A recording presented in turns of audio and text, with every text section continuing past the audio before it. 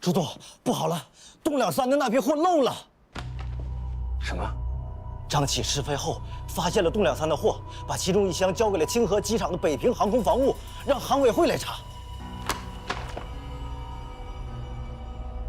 军机走私，抓着就是死罪。展仓，绝对不能给航委会留下任何证据。这事儿不好办呐，两架复兴式飞机都有货，如今一个在南苑，一个在清河，而且这2箱货是用大价钱倒来的，都斩了，那要出天大的亏空啊！蠢货，废物！现在那些货，就架在人家刀尖上，要么你就斩得干干净净，要么你就洗干净脖子，等着被斩。楚座，跟日本人做买卖可是您领我入道的，如今出事了，你可不能把我扔在火里不管呐！慌什么？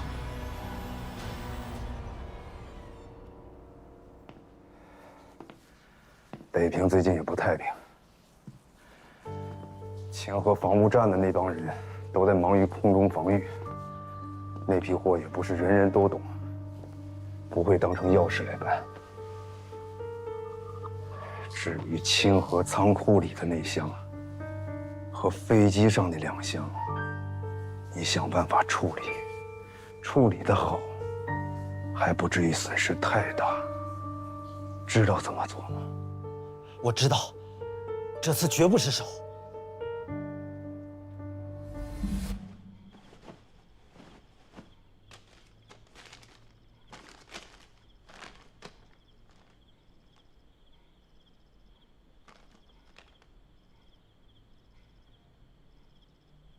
得想个借口，否则父亲不会同意的。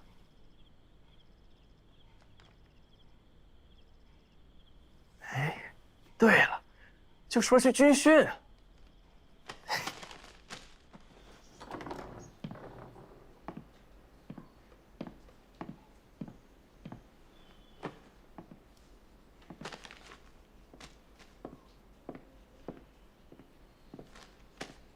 大山，你说真的会和鸽子有关吗？金教授家里面的鸽棚咱们去过，里面什么都没有。当然了，金教授也不至于这么笨，他出事之后，他的家肯定会被别人搜过，他是不会把东西藏在那儿的。那会不会金教授的鸽群另有住处？金教授是一个驯养鸽子的高手，他的鸽子每天清晨和傍晚会沿着固定的线路飞翔。你说这和蛋有什么关系呢？担子应该指的是日出之时，鸽群围绕飞行之处。飞行之处。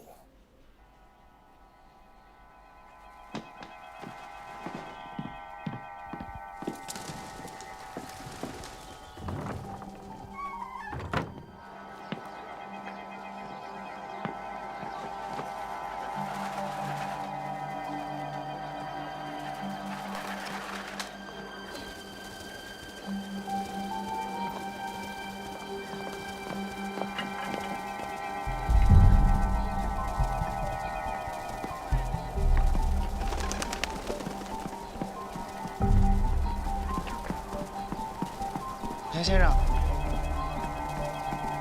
真的。田先生，你看啥呢？有线索吗？人怎么能追上鸽子呢？肯定不对。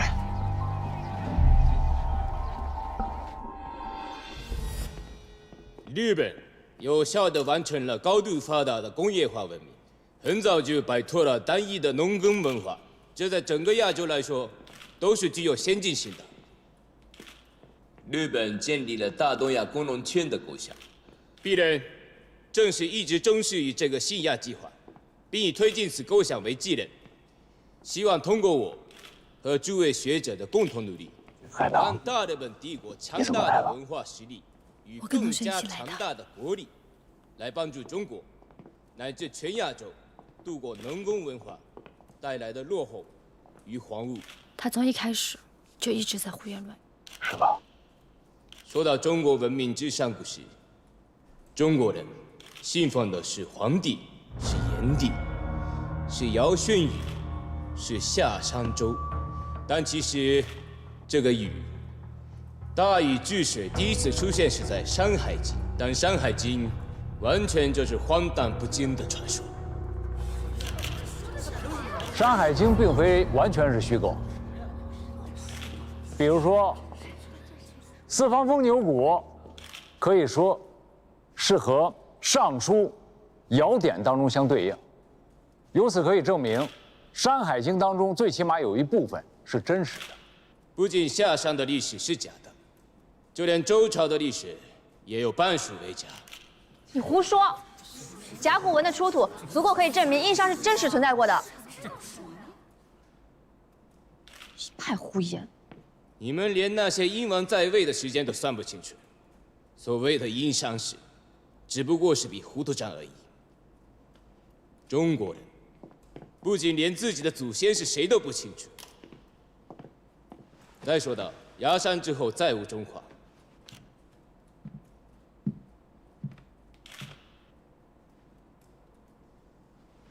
林先生，贵校金之烈金先生曾经将甲片交予我保管，我还是希望林先生一起出面研究才好啊。你说金教授把武丁甲交给了你保管，不可能吧？是的，金先生曾经告诉我，各方宵小对武丁甲窥视已久，因此诚意托付我代为保管，并作为建立大东亚文化共荣的一个合作契机。他甚至唯有依靠我日本之国力，方可溯源中国姓氏之开端，传承中华之文脉。林先生，世人都知道您是甲骨文专家，一本举世闻名的早期甲骨文碎编，早已世人皆知。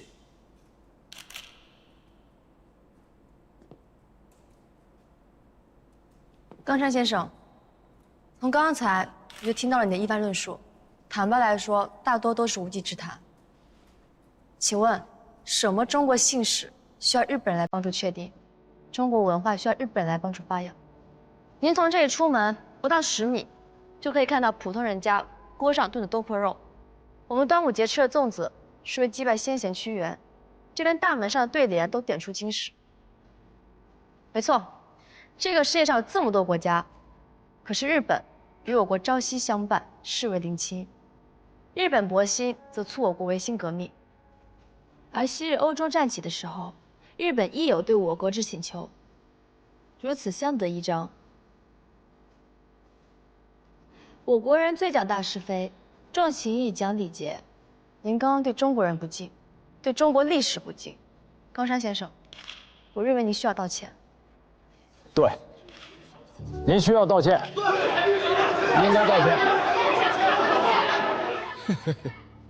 道歉？我为什么要道歉？没错，我日本的确曾仰慕中华文明，但那早已是过去的事情了。继明治维新之后，我日本早已启宗入西，如今早已是亚洲先进文明的代表，早已将你们中国甩之身后。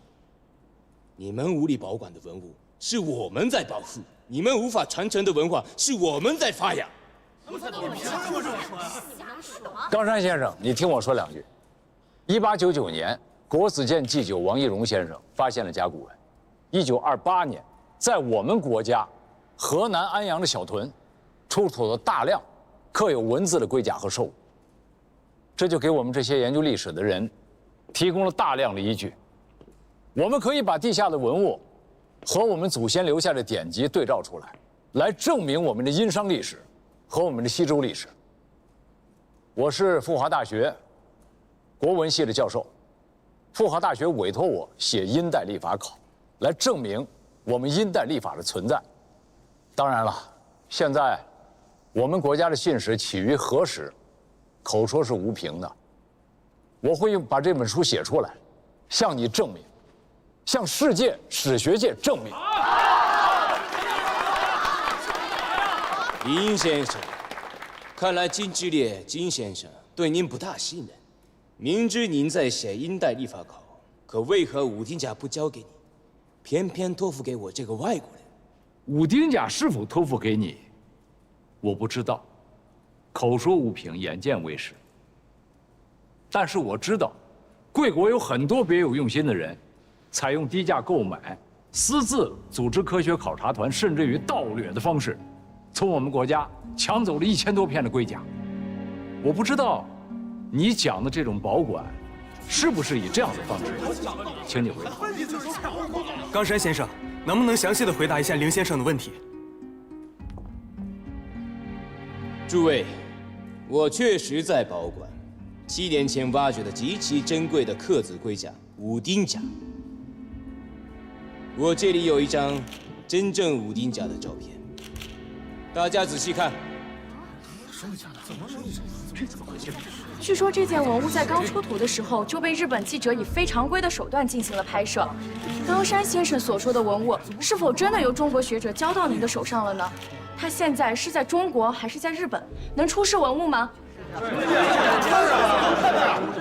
诸位，本人在此郑重承诺，1个月之内，我将出示真正的武丁甲。不过1个月，武丁甲真的在手上吗？我不信。岡本君、1ヶ月以内に本物を出してくれ。まだ本物を見たことがないだろう。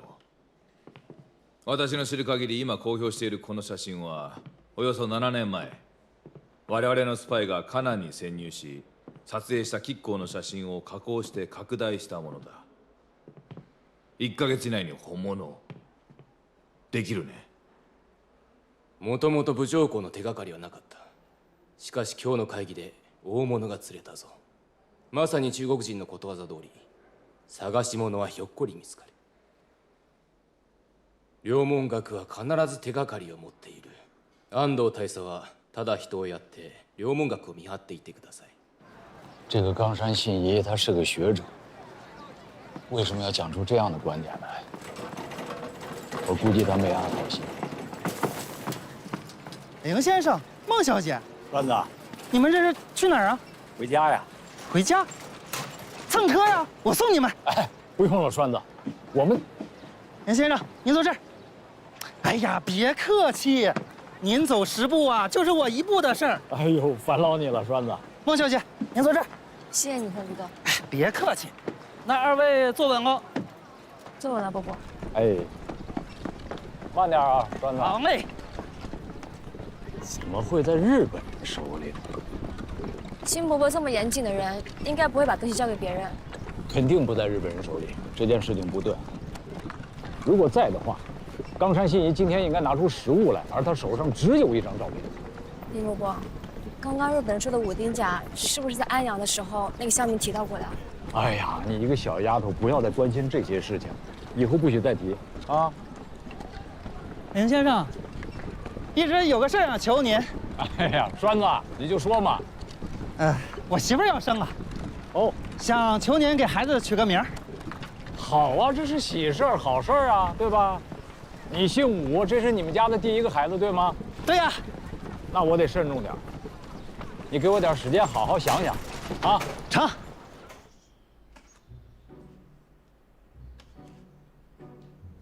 有点模糊呀，我再想想别的办法。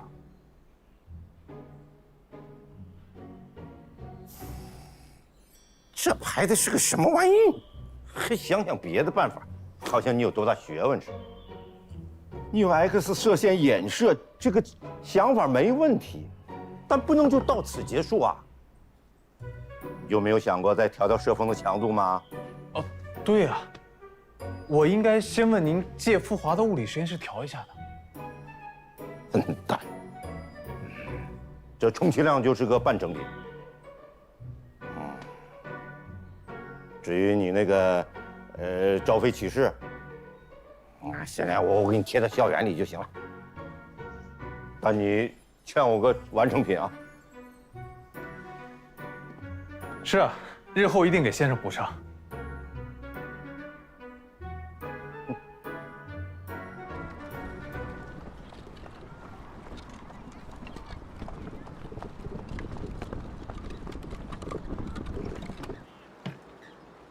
李嬷嬷再见。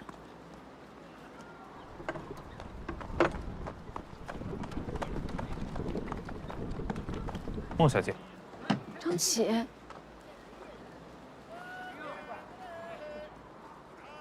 借一步说话。好。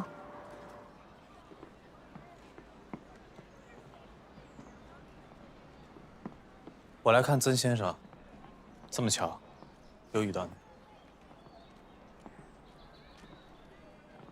哦，对了，你的手帕。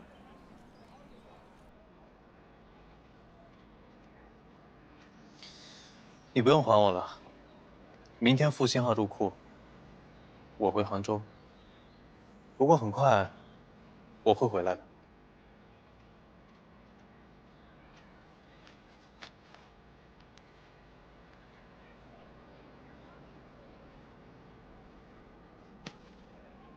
这儿有2个地址，一个是杭州笕桥的，还有一个是北平南苑机场。你如果有事的话，可以来找我。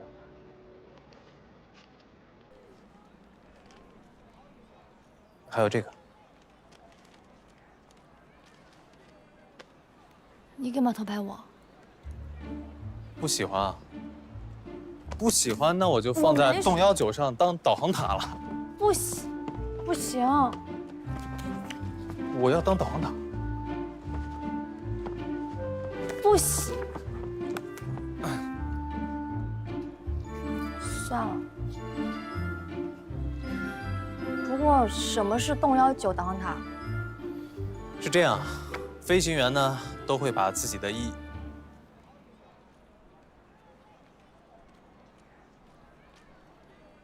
意外拍到的照片放在飞机上当导航塔。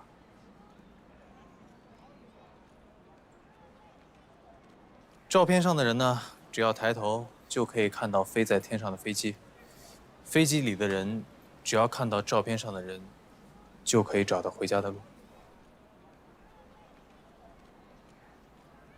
你们会把所有意外拍的照片全放在机舱上吗？会有很多吗？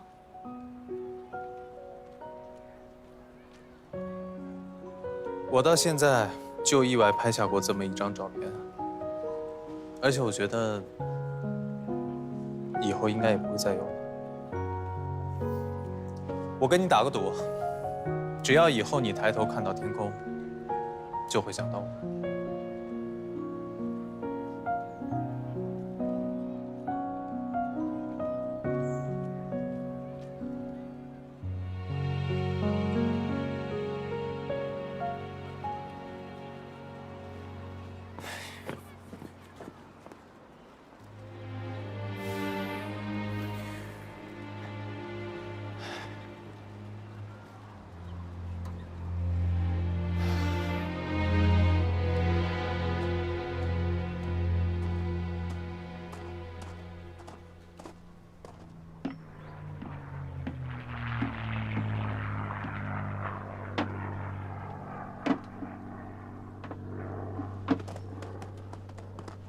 杭州见。杭州见。塔台，洞2、4一切正常，准备开车了。洞2、4，洞2、4，开车指令取消。怎么回事？离库手续不全，不能离开清河机场。离库手续是我亲自办的，怎么会不全呢？航委会撤销了离库手续，停止出发。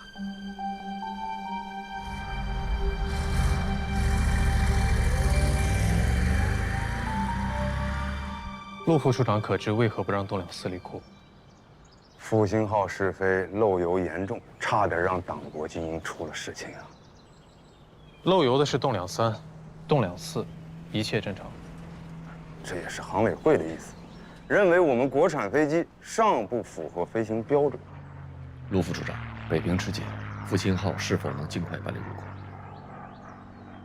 二位这么看重复兴号，是不是怕伤了张会长军飞机的面子呀？面子？那不让复兴号入库，又是怕谁的里子被揭开。都是为了党国安危，何必针锋相对呢？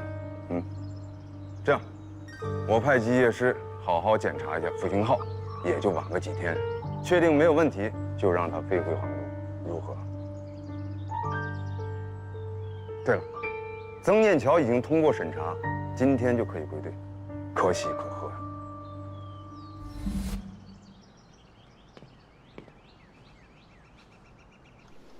去那边报道吧。叫什么名字？马子。马子啊，多大了16。是吧？好，去那边啊。大家往前点啊。李二娃，多大了？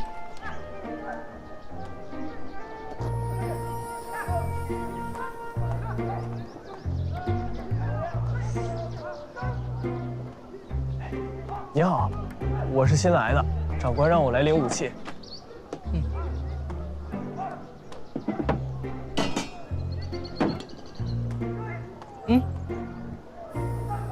这个，他们说过，明天可能会发枪，每人100发子弹，4枚手榴弹。真的？那得有射击训练吧？点一下数，地雷，过一会儿还有10响。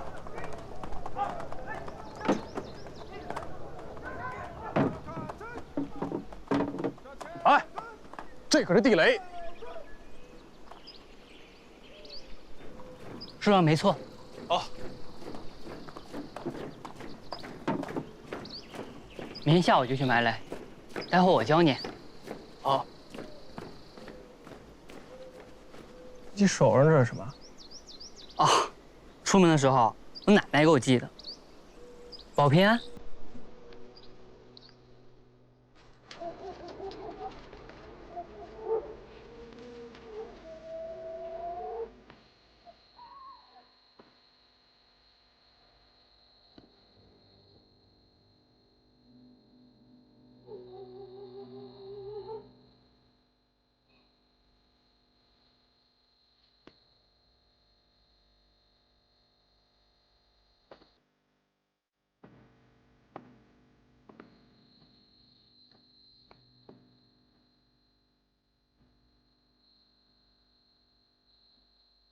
我考上笕桥中央航校第11期生了。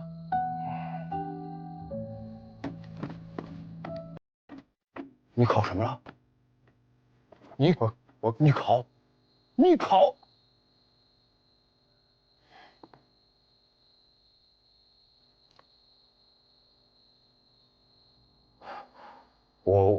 我知道，平时我对你要求是不是太严了？啊，这样，我不拦你了，去造反去吧！啊，不拦了，去。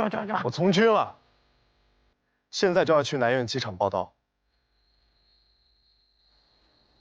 都是这个正气，还有那个曾念桥，自己不顾死活，硬是拽着你。要当陆军受了伤，还不至于死，空军掉下来就粉身碎骨。那咋的？我去当陆军，您就答应了？不去。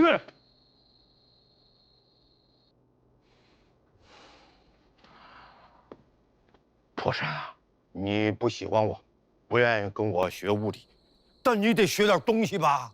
啊，学国文，让凌伯伯教你学历史，将来做个作家，多好啊！啊，站住！我跟你说啊，你可是曾家的嫡传孙子，以后全都指望你呢。几十个人的书香世家，怎么就只剩你、我哥3个人了？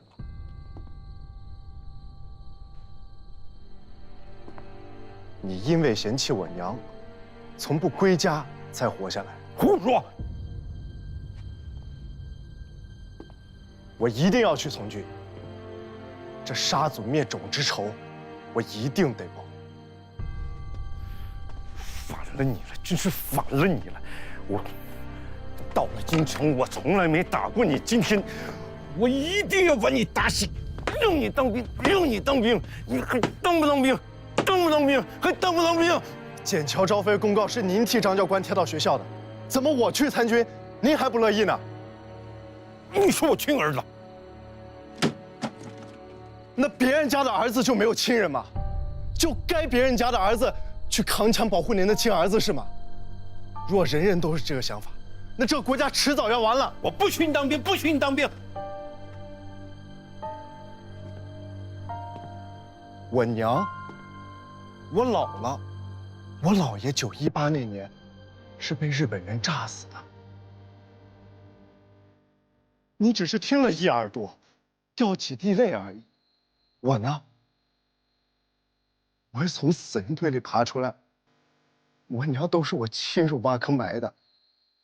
念桥哥带我走了2个月才走到北平城。我现毕业，我还可以看到东北黑土和我娘的脸。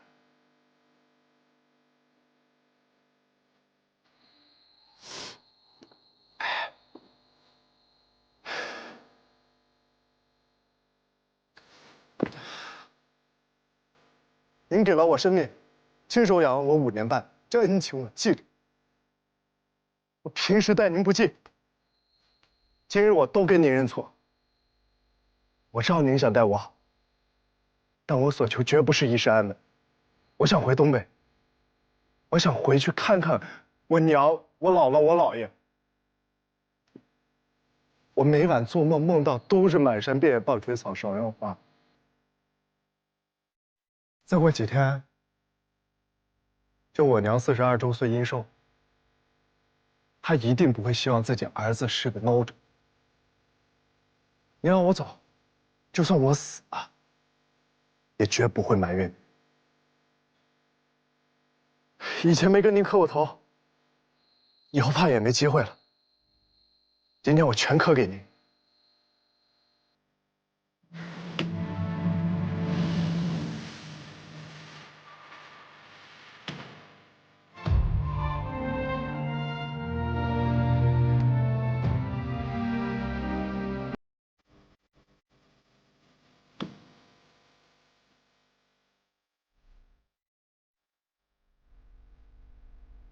七七卢沟桥一夜的枪声，拉开了全民族抗战的帷幕。从此，松花江畔、长城内外、中原大地、珠江两岸，所有同胞共赴国难，开始了空前伟大的民族解放战争。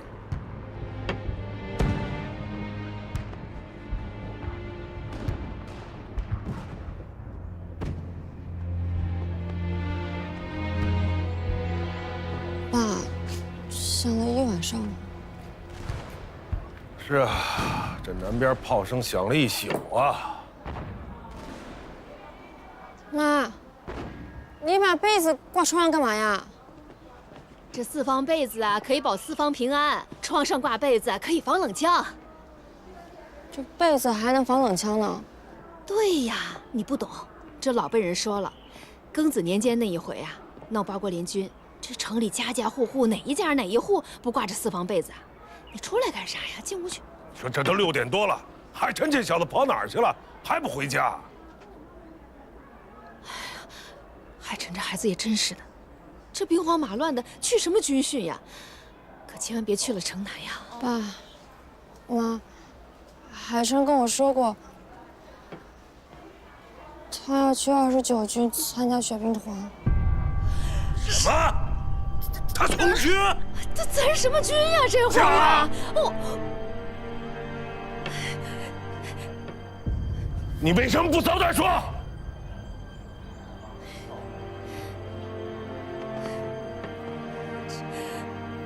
呀！你跟着我，去把你弟弟给我找回来。走。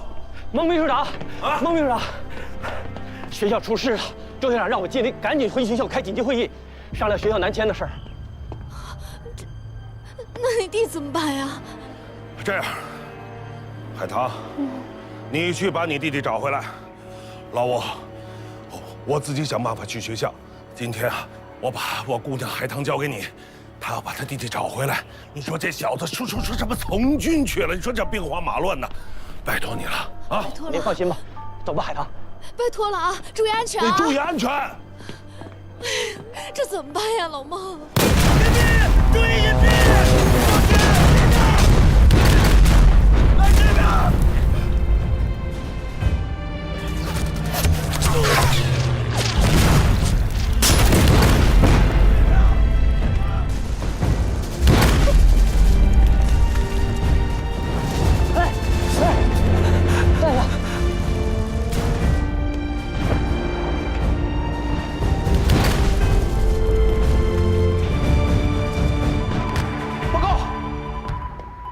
南苑守军侧背东南方向遭受日军夹击。教育长，27日夜，日军攻占团河行宫，包围29军南苑兵营。我中队除新接收复兴栋两3无法起飞外，洞31携4枚53千克弹，洞两4机况良好，不带弹。现请求洞两4参与侦察，洞31参战支援陆军。教育长，请求参战。报告。教育长，日军轰炸机队已有动态，可能参战。张琪，你不许正面迎战，违抗军令，就地枪决。教育长，我执行命令。那停在南苑这架复兴号，开不回来就炸了它，不能留给敌方。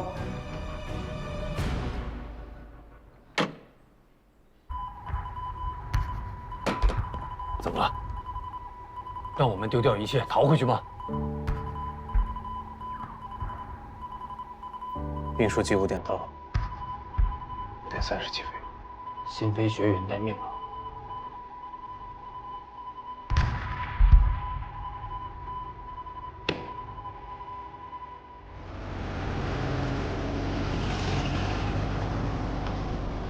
大家给我听好！29军明天凌晨1点前全部撤离北平，不留一兵一卒。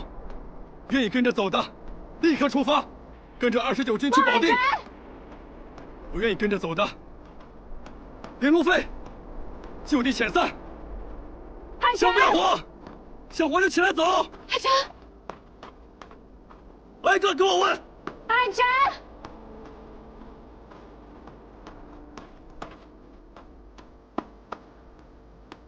你好，请问29军随兵团住在哪儿？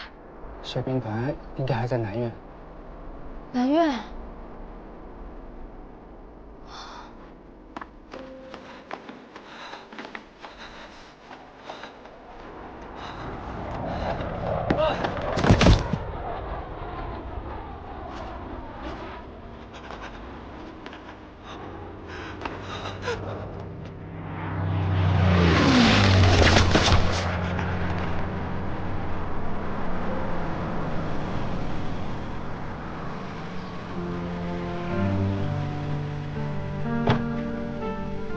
谢谢。你好，我找你们韩光中的队长张启。张队长。对。等一下。好。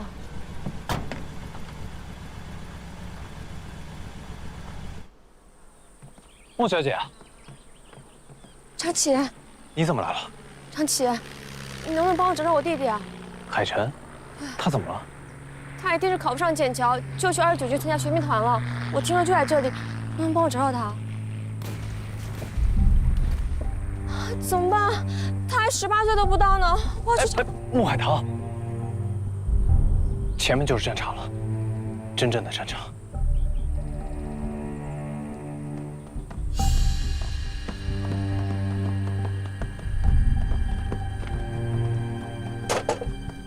离起飞还有50分钟，这交给你。你去哪儿？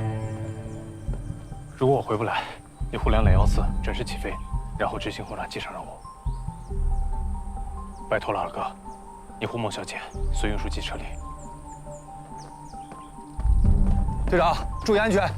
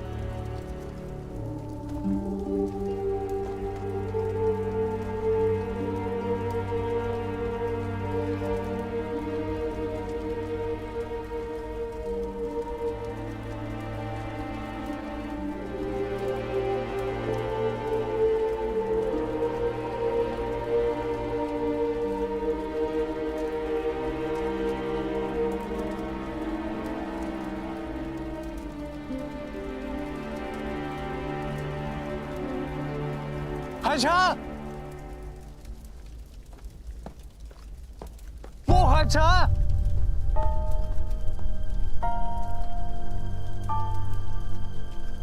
穆海辰。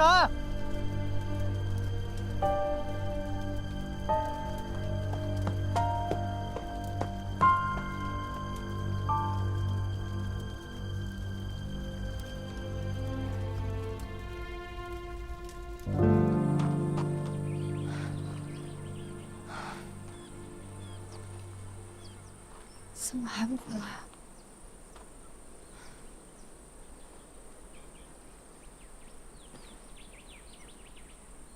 还有20分钟。行，我知道了。爸爸，孟小姐，我们5点30必须出发，30分钟后日军会轰炸南苑机场。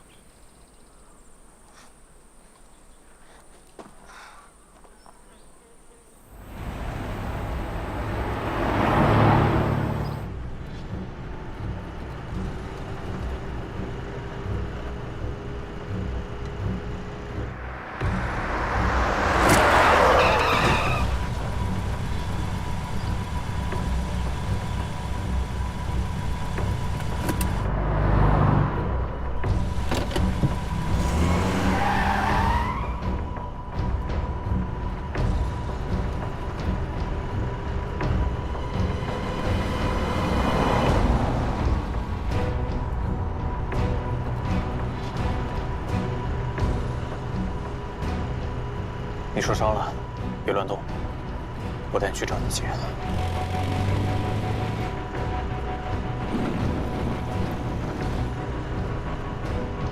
停车！有雷区。前几天埋了雷，我认得。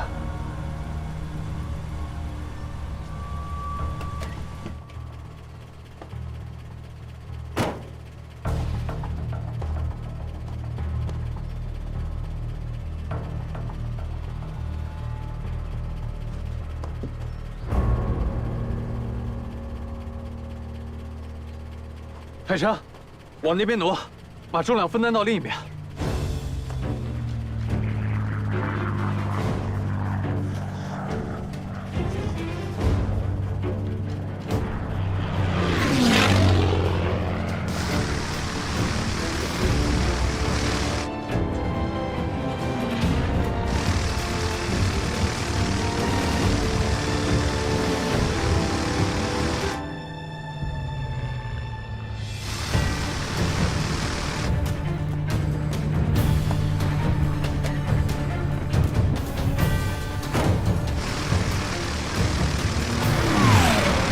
你跟那架飞机说了什么？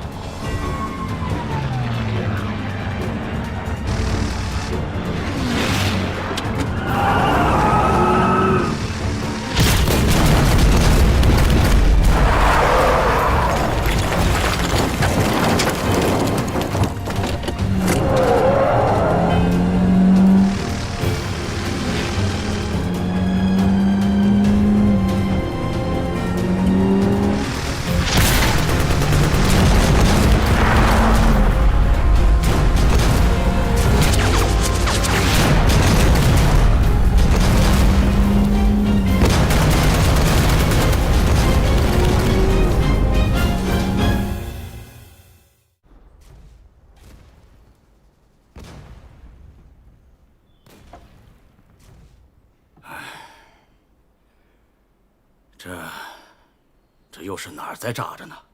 南面。大家也不要杯弓蛇影。孟秘书长，这马上取消南迁的决定，太草率。政府是催着咱们南下，但是咱们有几千名师生呢，何况日本人轰炸到现在，也没见他进城来炸呀。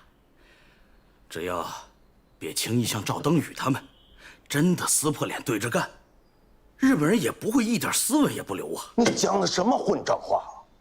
赵师长不惜以身许国，他已经做好了为了北平城而战死的决心。你居然还想着侵略者跟你讲斯文？军人为国而战是本分。不错，军人为国战死是本分，但我请问，在座的各位，我们的本分呢？日本人不是来做客，吃完就走。我们现在面临的是灭国之灾呀！何为灭国？它第一，灭的先是你的精神；第二，灭的才是人的身体。在座的各位，都是饱读诗书之人。历史上那么多次杀族灭种之战，哪一回我们读书人可以独善其身的？我劝各位不要太天真了，以为日本人可以让大家再安安稳稳的读书育人，除非你们教给学生的是他们日本人的书。那周校长，你怎么说？我知道，在座的有些人会说我是投降主义，其实我的心里也是壮怀激烈。但是确保师生的安全是我的职责所在。在如此乱世，我只期能够尽可能多的争取撤离时间。我已经答应了日本学者冈山新一的要求，进行文化交流，请林文月教授今晚加一堂关于中国文化和日本文化融合研究课程。总要做一些姿态出来，才能有机会安全撤离。周校长，此事我认为不妥当。以我对林教授的了解，他是不会来讲这堂课的。讲这堂课是为了营造良好的氛围，为我们争取时间。唯有如此，南迁之事才能够从长计议呀。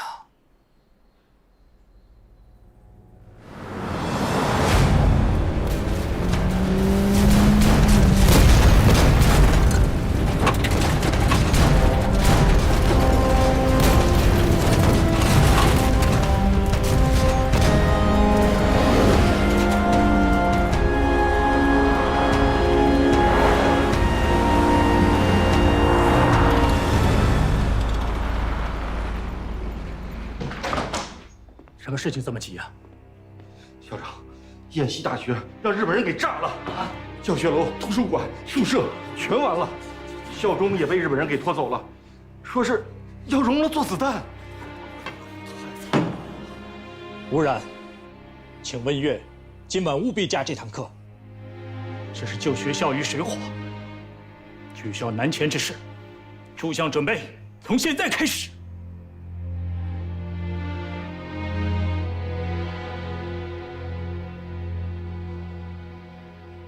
周校长，各位，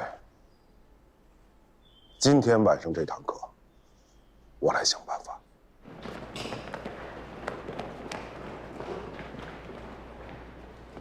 海棠，日军进攻北平，我不能保证你跟海晨安全回家，跟我回杭州。什么？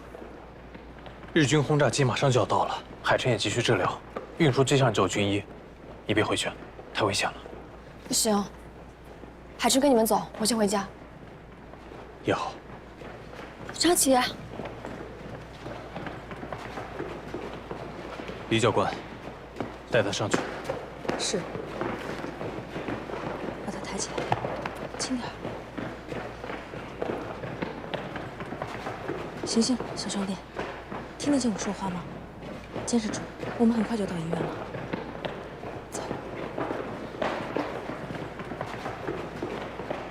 洞31、2.14升空以后，指挥机场人员撤离，执行轰炸计划。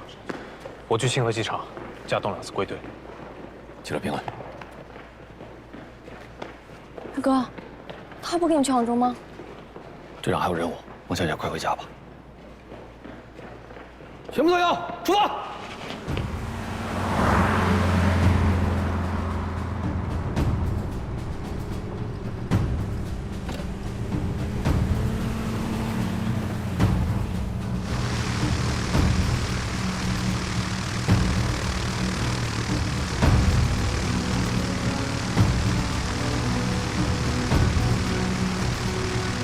瞄准机炮，投弹。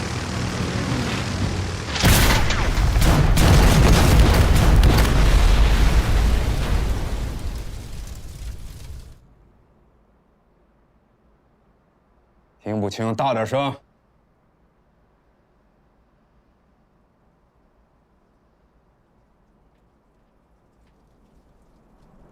南苑机场的复兴号被炸了，这倒也好，死无对证。主座，清河里飞机上的2箱货和仓库里的货怎么处理？冈山那个老东西，卢沟桥一乱就改了主意，不在杭州交易，要在北平交易。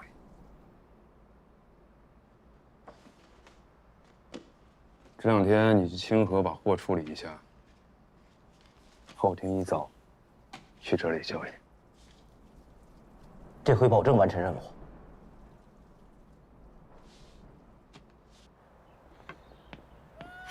老孟，你快去啊！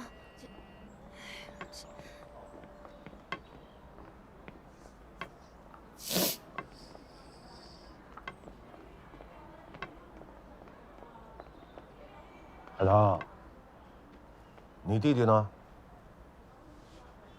都是我不好，没有照顾好海晨。他跟张迪去杭州了。我应该早点告诉你们他参军的，都是我们太任性了。怎么办？好了，没事啊，不着急，听爸爸说啊。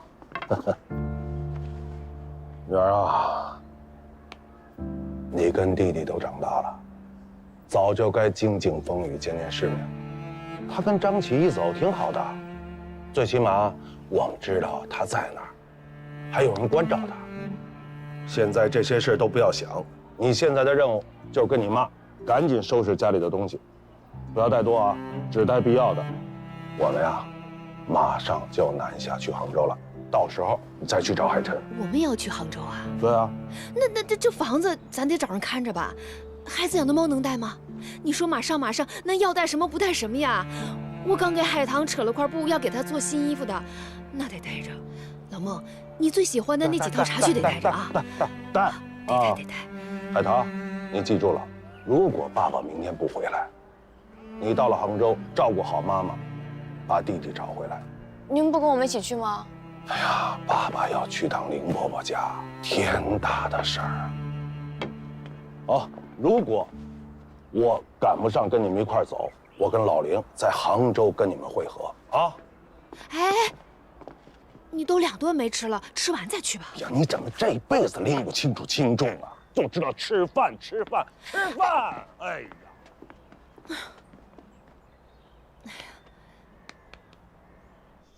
，7年了，吴然，这个秘密我一直没跟你说起来，因为今天晚上我要去上那个公开课，万一我要是回不来了，蓝山一个人是不可能完成靳教授留给他的大事情，所以我不得不说，7年以前，靳教授、蓝山还有我，在安阳小屯发现了一张刻有铭文的巨大的甲骨。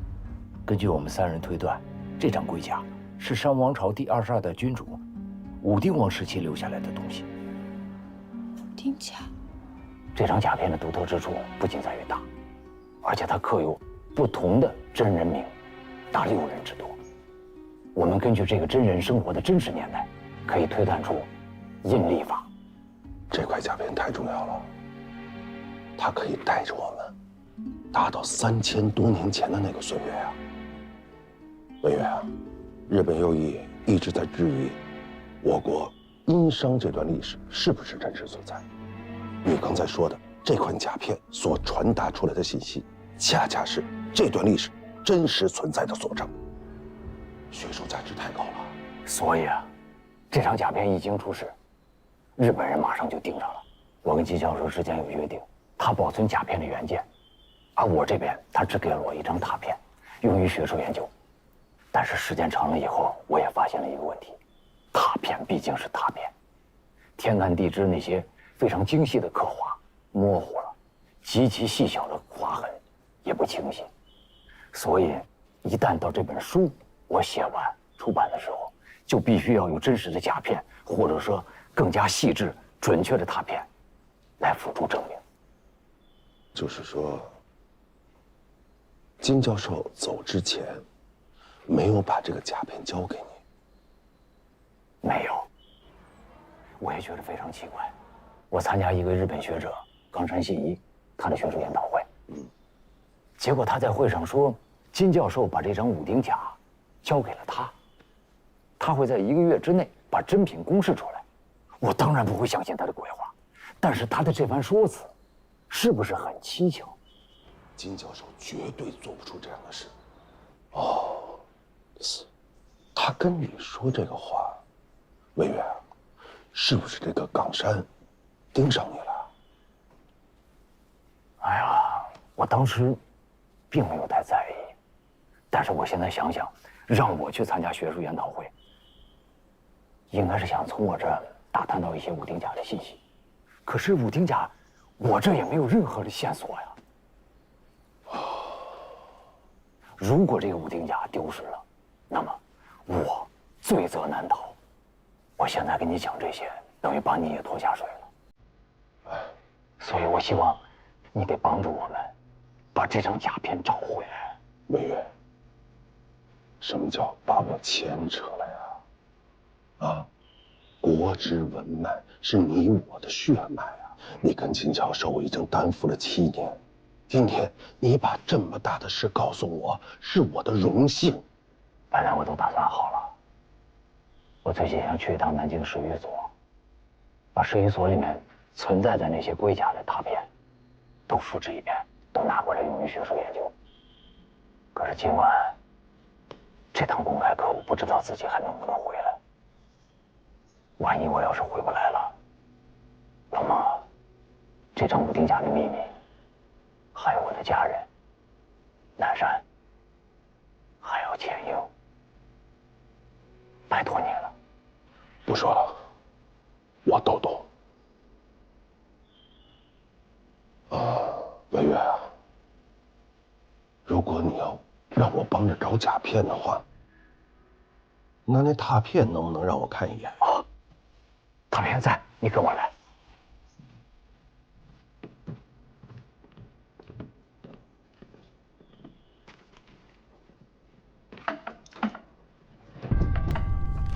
哎，莫无人，莫无人，你怎么把我锁在里面了？把门打开啊！魏月啊，你今天就踏踏实实在家待着，别的事儿你什么都不要管啊！你把门打开，你放我出去！老孟，冈山是冲着我来的，你去也没有用。今天你去上课，你的腰弯得下去吗？弯不下去就是一死。我弯不下来，你难道就能弯吗？我孟无染这几年弯腰次数太多了，我不怕多这一次。孟无染，魏月，那武丁甲还有你我的家人，这一摊子麻烦事儿，我就托付给你了。你回来，开门啊！爸，你怎么在这儿？妈让我给你送面，好像已经涂了。回家。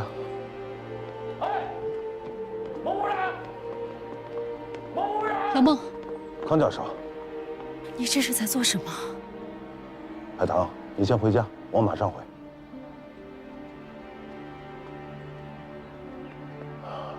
康教授，我现在在行使复华大学国学院院长的职责，你今天把他看好了，哪儿都不许他去。康教授，你是个识大体的人，你要知道，现在只有问月才能完成《殷代历法考》这本书。你明白我的意思吗？我明白，你说的有道理。那好，明天呀，曾教授去杭州，你们一家人带上我太太跟海棠，跟他一起走。那晚上的课谁上？我也是复华大学的教授，今天晚上的课我来上。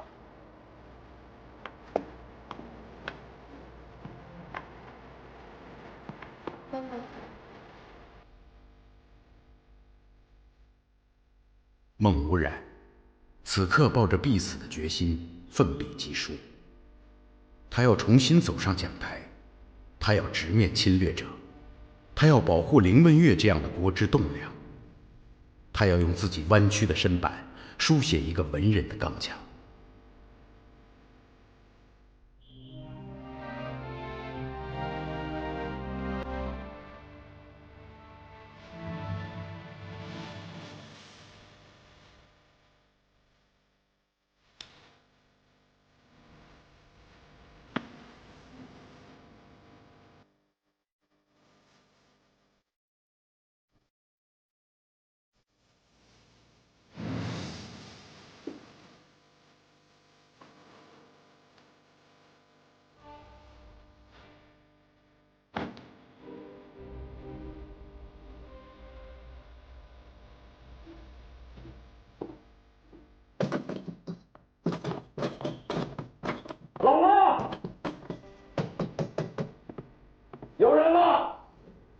谁在外面？把门打开。钱英，是你吗？钱英。爸爸，我在。钱英，孟伯伯走了没有？他已经去了。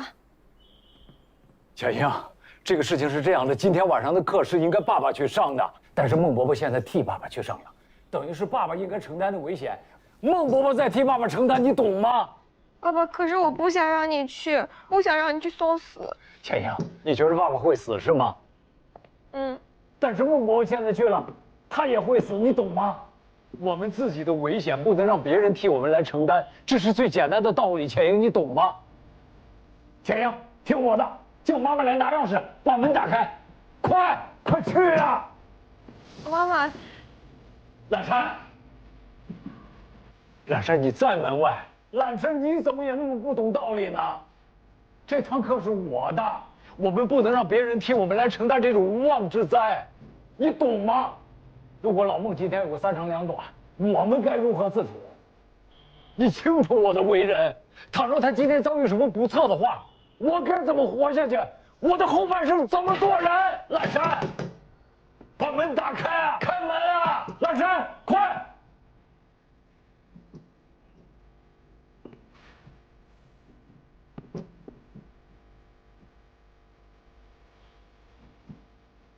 懒山，快！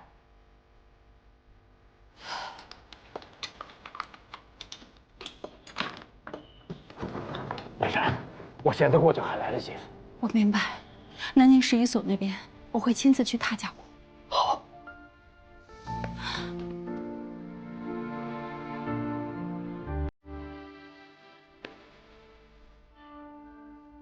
懒山，你是懂我的。今天的这堂课，我得去啊。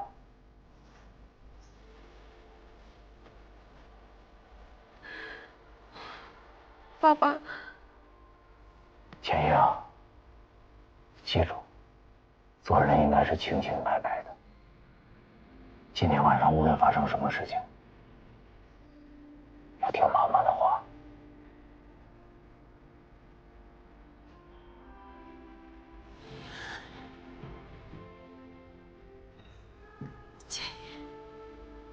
钱英，爸爸。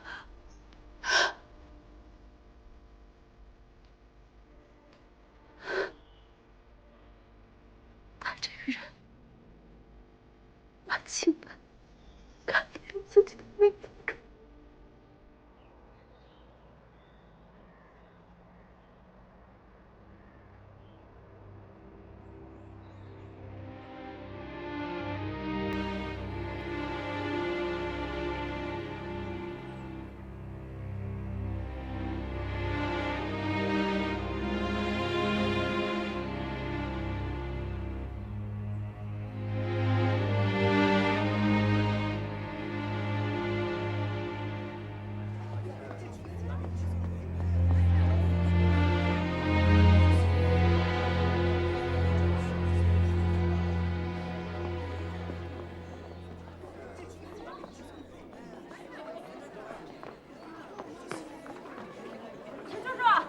海棠，今天的公开课你找他拿奖吗？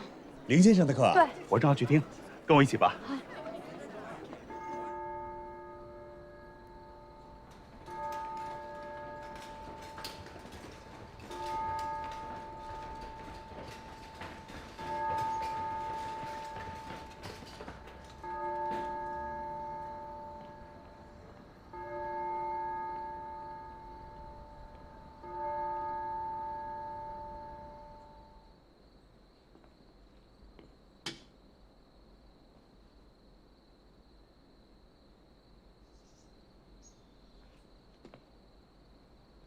请问林文月林先生呢？我是复华大学国学院院长，今天林教授的课我带他上。马卡巴洛，安藤君，不用生气。既然是来听课，我们就听听孟院长的课。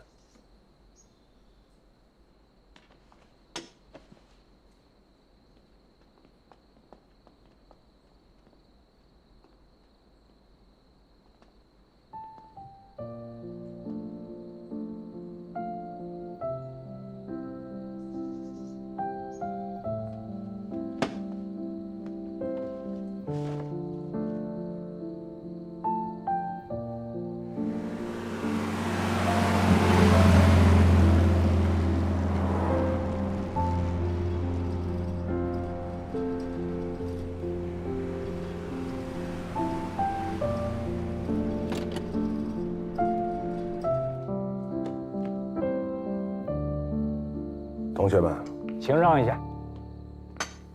どきなさい。私は両向だ。はいはい。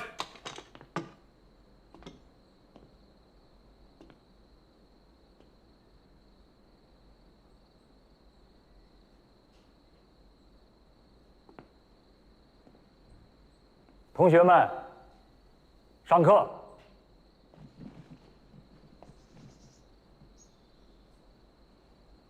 大家请坐下。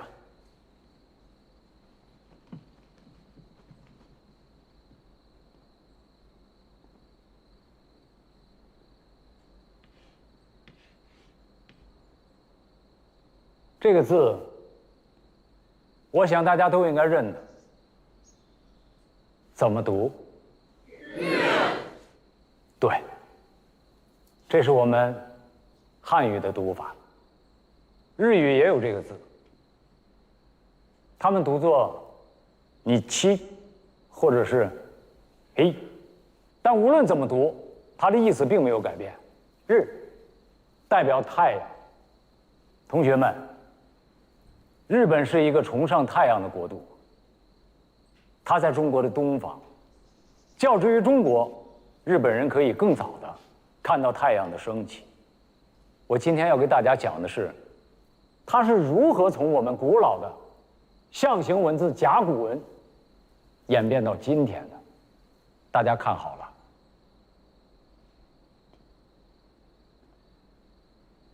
这是行书日，草书日，楷书、隶书、小篆，最后两个是金文和甲骨文。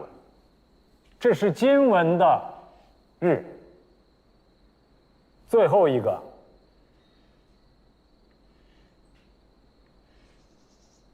这是甲骨文的日。同学们，如果有一趟时光列车，沿着历史回溯向前，当这趟列车停在安阳小屯这一站的时候，大家就会发现，你们今天所写的所有的汉字，都起源于此，因为这是中国甲骨文的发源地，其中也包括了我刚才讲的这个“日”字。同学们，下面我要给大家画一幅图。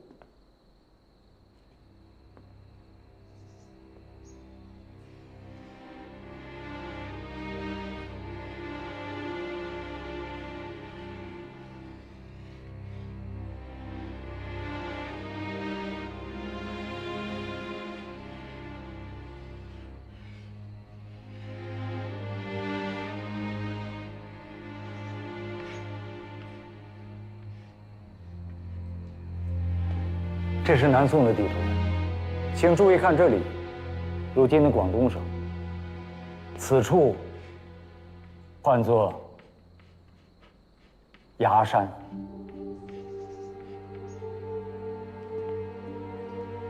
此处长江下游南岸的城市唤作江阴。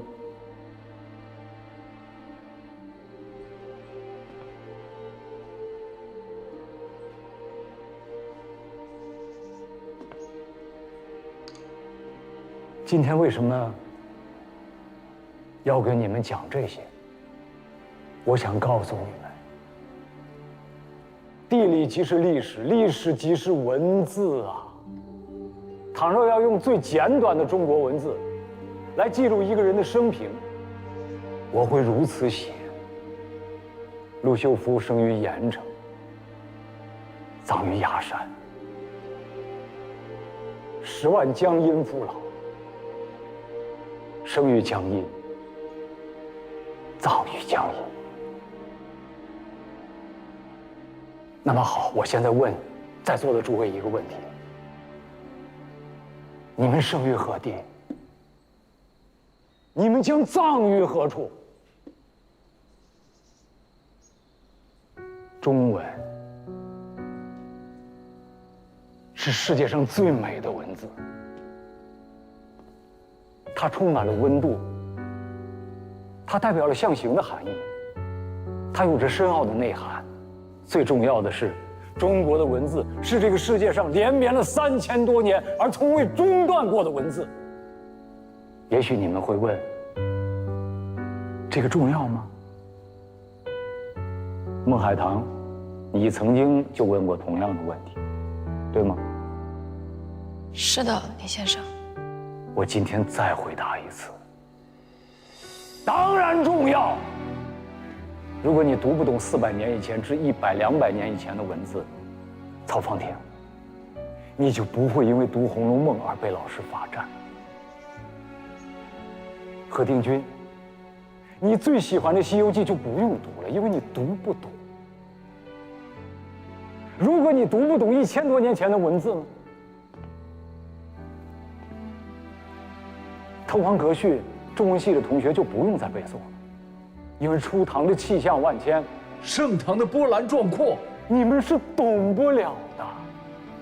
再说到2000年以前的文字，2000年前的文字如果读不懂，历史系的同学实际可以一把火烧掉。为什么？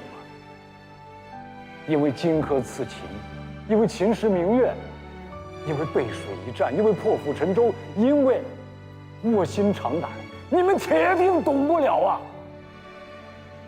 这样是一件多么遗憾的事情。我们脚下的土地，李白来过，霍去病所去之地，我们也可以到达。为什么？因为我们的文化，我们的文字，从没有间断过。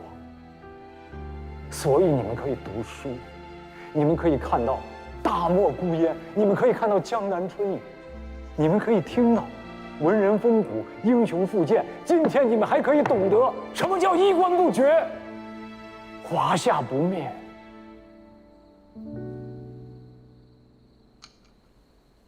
我想再教大家2个汉字。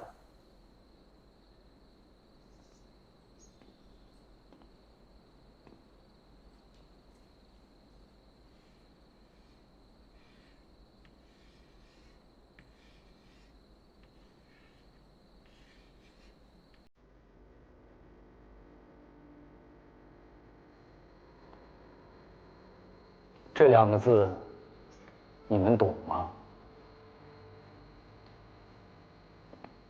你们不懂，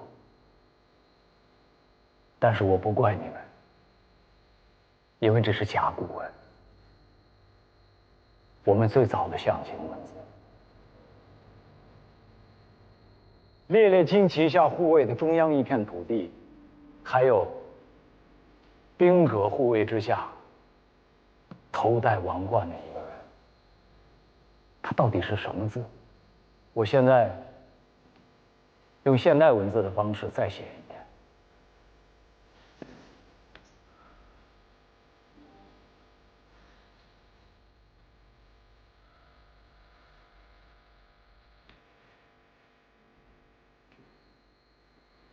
看懂了吗？对，这2个字是中国，这是我们的故土，这是我们的祖国。刚才我向大家提了一个问题，我是先生，我应该先作答。我凌问岳，生于兰陵，葬于中国，我无惧死。出去。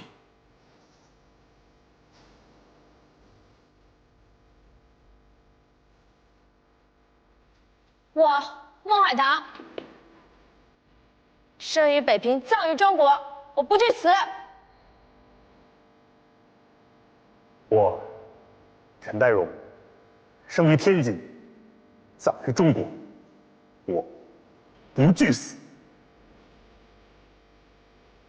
我梁开元，生于长沙，葬于中国，我不惧死。我黄敦瑜，生于铁岭，葬于中国，我不惧死。我何鼎钧，生于保定，葬于中国，我不惧死。什么人？什么人？与他们无关。我可以跟你走。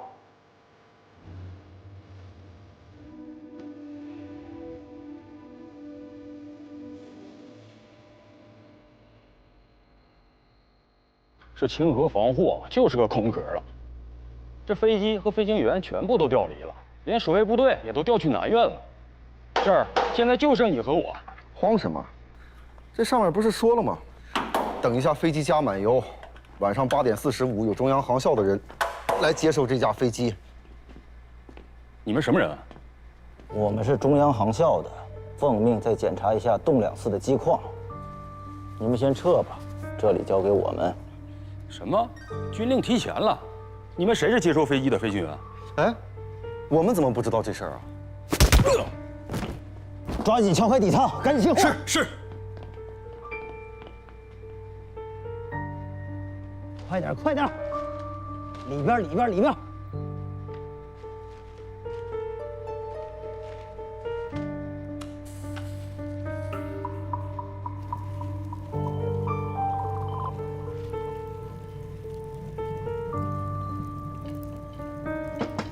干嘛呢？找着没有？报告，徐科长，道路上有车往这边开，可能是接受飞机的飞行员。什么？这么快就来了？什么味儿？带着箱子赶紧走，快点！快走！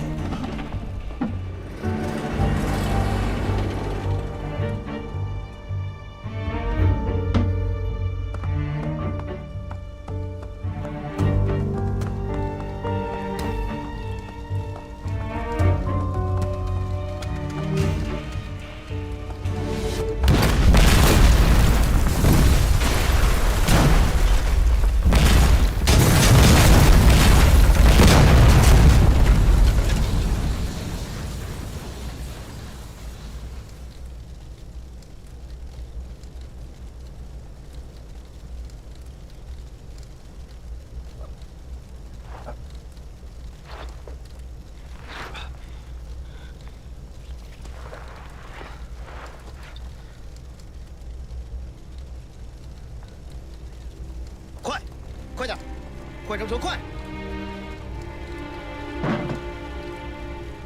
徐科长，这些货怎么处理？陆副处长让送同茂古玩店，后天早晨正阳门出大货，快走！好。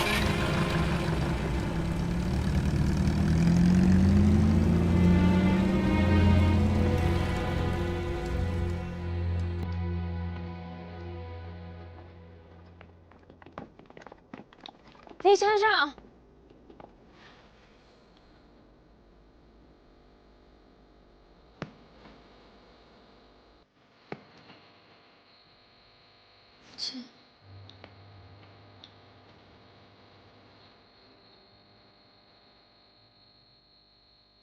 孟秘书长，请这一步说话。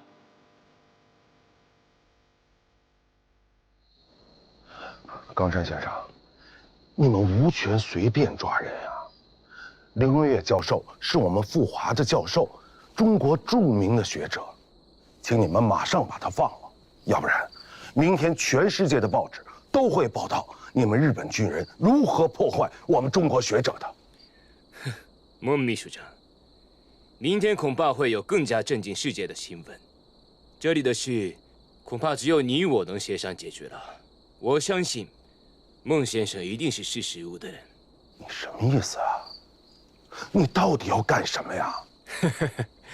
是这样，有一张珍贵的刻字龟甲五丁甲，是贵校金之烈金先生曾经承诺赠送给我，带回日本保管的。但我一直没有得到机会来中国。如今我来了。却听说他突然死掉了。孟秘书长，很明显，这是个阴谋，一定是有人偷走了甲片。您和林先生是故交，是彼此最重要的人，我相信你一定能想起五丁甲在哪儿。孟先生，我跟那些粗人不一样，我希望您提醒林先生，将此物交给我。可这甲片根本就不在林先生那儿啊！哦，看来孟先生比我想象中更了解武丁甲的下落了。不在林文月那里，那孟先生一定知道甲片在哪里。我哪知道啊？以前根本就不知道有此物存在呀！孟先生，我不是一个有耐心的人。这样吧，林文月我先带走，我会跟他好好交流。我给你1天时间，您好好回忆一下。1天之内，你若是能把甲片归还于我，我就出面请大日本皇军放了林先生。我说到做到。冈山先生，这么珍贵的东西，我1天之内如何能找得到啊？你这是难为人啊！哎呀，这北平的监狱现在有日本驻屯宪兵队接手，安藤队长是军人手中心黑呢。长，请你们把林文月先生放出来，我们俩一起找，这样可能找得快一点。孟先生，你现在已经没有讲条件的筹码了。后天日出时，正阳门下见。晚了，恐怕您就再也见不着林先生。哦，对了，孟先生，我再奉送你一句忠告：我希望孟先生是个讲信用的人，一定会把真正的武丁甲交给我，对吗？再见。哎，